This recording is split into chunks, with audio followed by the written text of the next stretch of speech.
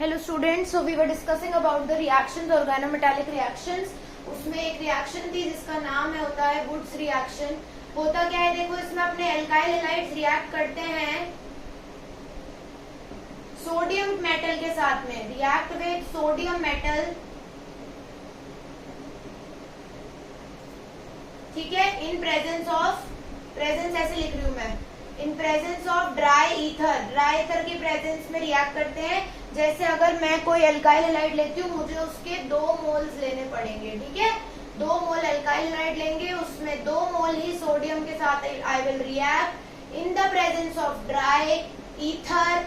What we will get R and R, we will get this type of compound, okay, and बाकी सब यहाँ मिल जाएगा 2NaX। In this way we will get this reaction, और इस reaction का नाम होता है Wurtz reaction. Okay, you have to remember this. इसके बाद बात करते हैं हम न्यूक्लियोफिलिक सब्स्टिट्यूशन रिएक्शन की। We have already seen nucleophilic substitution reaction for haloalkane, SN1, SN2 सारा उसी का था जब हमने nucleophilic substitution reaction पढ़ा था haloalkane का। haloarenes की बात करते हैं तो लिख लो, haloarenes have less tendency to react with nucleophile, less reactive होते हैं nucleophile के साथ। क्यों? reasons, less reactive with nucleophile, reasons।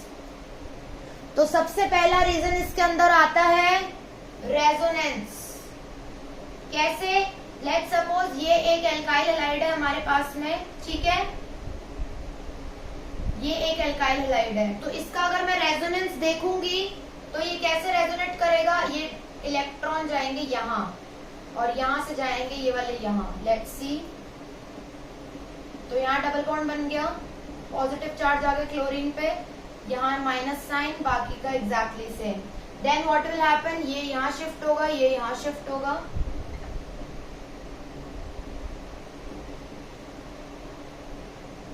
ये यहाँ शिफ्ट, यहाँ पे नेगेटिव साइन और यहाँ ऑलरेडी प्रेजेंट है। Next step,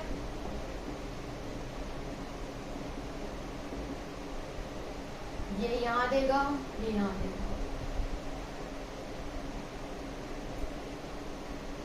okay, next step, ये यहाँ देगा, ये यहाँ देगा।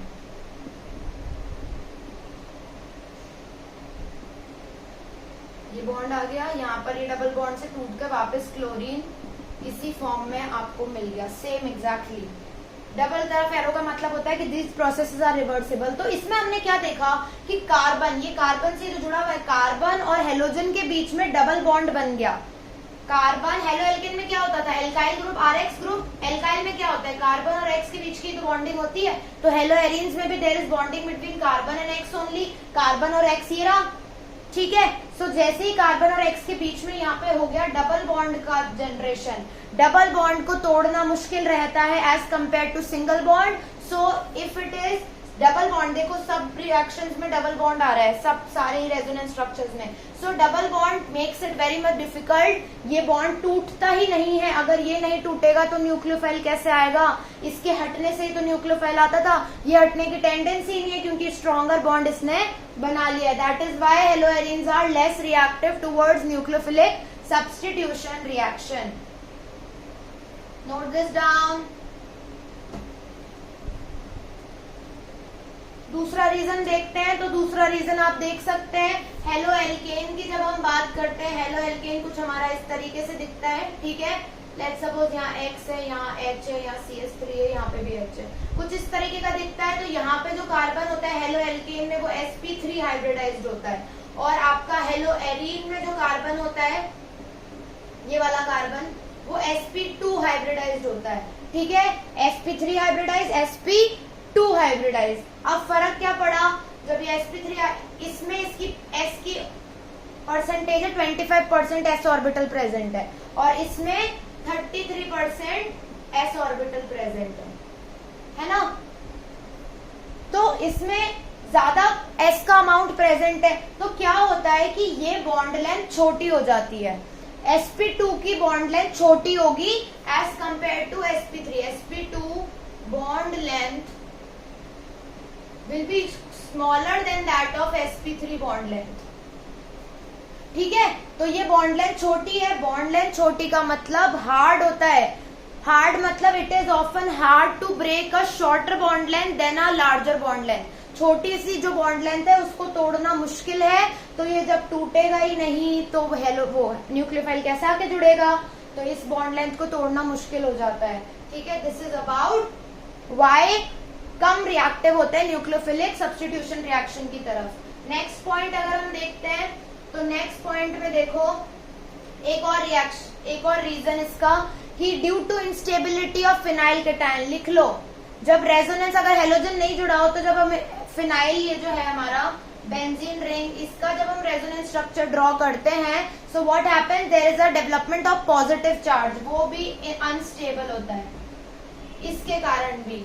ठीक है, एंड देन एक और रीजन क्या है, there is possibility of repulsion. Repulsion की पॉसिबिलिटी भी देखी गई है इसमें.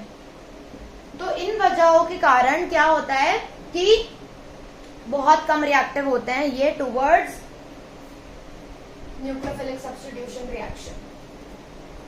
These are the reactions. अब एक रिएक्शन देख लेते हैं कि किस तरफ से कैसे होता है सब्स्टिट्यूशन. तो let's suppose we have this reaction. यहाँ हेलो, ये ऑब्वियसली हेलो एरीन है, किसका नाम है क्लोरोबेंजीन है, तो हेलो एरीन है ना. लेकिन तो अगर हमें यहाँ पे चाहिए फिनॉल, इसको बोलते हैं फिनॉल, OH ग्रुप के लगने को बोलते हैं फिनॉल. तो फिनॉल लगाना है तो हम रिएक्ट करवाएंगे NaOH के साथ, थोड़ी एसिडिक इसको एनवायरनमेंट प्रोवाइड करेंगे, प्लस साइन है, और टेम्परेचर देना पड़ेगा इतना करीब, एंड प्रेशर भी लगाना पड़ेगा, तब जाकर ये फिनॉल बन पाएगा फ्रॉम क्लोरोबेंजीन. ठीक है, अब एक और तरीका है, जैसे यही क्लोरोबेंजीन है और इसके मैंने पैरा साइड पे NO2 ग्रुप लगा दिया. NO2 ग्रुप कैसा ग्रुप है, एक इलेक्ट्रॉन विड्रॉइंग ग्रुप है. तो देखो क्या होगा, सेम रिएक्शन करती हूँ NaOH, तो ये फिनॉल बन जाएगा, Cl की जगह आ जाएगा OH और नीचे NO2 ही कनेक्टेड. लेकिन देखा गया कि ये कम टेम्परेचर पे ही बन गया, जैसे अराउंड 350 केल्विन पे ही बन गया, इतना टेम्परेचर देना ही नहीं पड़ा. ठीक है, तो ये अच्छी बात है ना, कम टेम्परेचर पे फिनॉल मिल गया हमको. अब जैसे अगर मैं इस ग्रुप को जोड़ू ऑर्थो पे जोड़ा तो भी ये EWG ग्रुप है, तो भी हमने ऐसा ऑब्जर्व किया सेम कंडीशन में कि ऑलमोस्ट 350 केल्विन पे ही हमें फिनॉल मिल गया. Okay, so what is the use of this particular EWG, electron withdrawing group. NO2 एक इलेक्ट्रॉन विड्रॉइंग ग्रुप है, तो लिख लो EWG ग्रुप जो होते हैं वो इस हेलो एरीन की रिएक्टिविटी को बढ़ा देते हैं.